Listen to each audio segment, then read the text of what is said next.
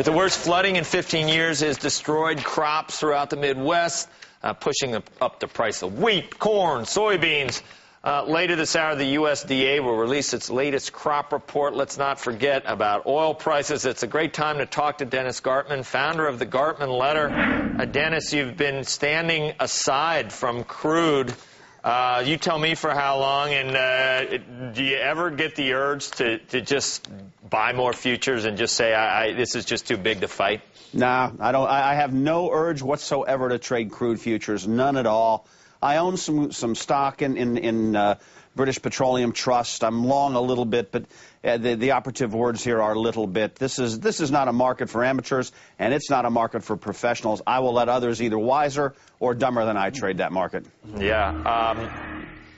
You've been doing it a long time, Dennis. You know, if it wasn't for the boom in just about every commodity, you would have to think that this demand destruction that we read about, is that the media too? Is it true, the demand destruction? They look for stories. You know, kids aren't cruising the strip anymore at night. They have to sit in a park or in a mall now. People aren't taking vacations. I mean, you name it. You're seeing all this evidence of demand destruction. Does it ever come home to roost? Oh, Joe, it's true. I mean, the American Automobile Association has told us that. The Department of Transportation has told us that. The data is irrefutable. It's clear that we are destroying demand certainly for gasoline here in the United States. Now, when the market's going to pay attention to it is an entirely another story. It's what you have here, as Artie would say, is margin clerks in control right now. The market wants to go higher. Anybody who's short is absolutely under duress, and it really makes no difference. It wants to go up because shorts have to cover. And people probably did get short, especially at that long pause between 130 at long. Of course they did. Of course they did. When it pulled back to 122.25, everybody was sure that's it. It's all over, and I think they piled in. And Dennis, stop with this. Those who are wiser than I, there are very, very few of them, sir. All right. You are, my friend. All right. Well, that's nice. Yeah, that is nice. And you guys go way back. Do you have additional comments? You got any questions for Dennis about anything, Art? No, the king of commodities has spoken, but I will tell you that I think there is demand destruction here, but not elsewhere. And if you look at crude inventories, we're down for 5 straight weeks in a row, 63 million barrels. Okay, it's going somewhere.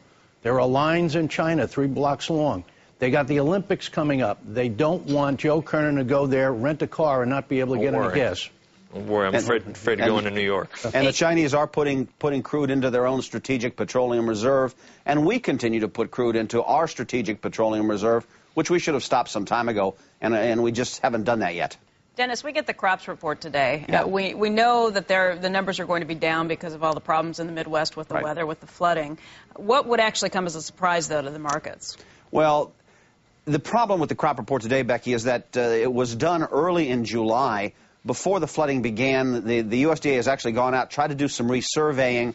So today's report is going to be very difficult.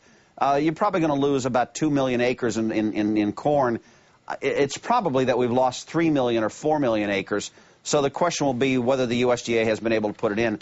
I'm not sure that anybody's going to pay a great good deal of import to this crop report because of the problem of having surveyed so early. We just know a lot of acreage has been lost, and demand continues to be strong for corn until we decide to do away with ethanol. The problem is corn prices are going to continue to rally. Amen. I thought ethanol worked, though, Dan. Give me what's your current thinking on whether that's a good thing or a bad thing? I think, let me see if I can be very clear about this. I think the ethanol program is the dumbest idea the government has ever come up with. How dare we put food into our gas tanks when the rest of the world needs food?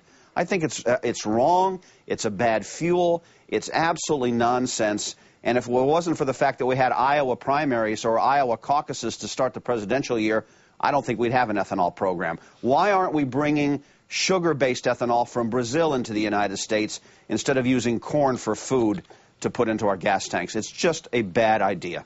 You're dead right. The sugar-based ethanol is 5 times more efficient than the corn ethanol, and it doesn't directly hurt people in other nations. I mean, the corn thing, as you well know, Dennis, over the summer, we're going to see more crops pressed for, and we're going to see herds winnowed down. You may see meat prices stabilize. You're going to see smaller cuts.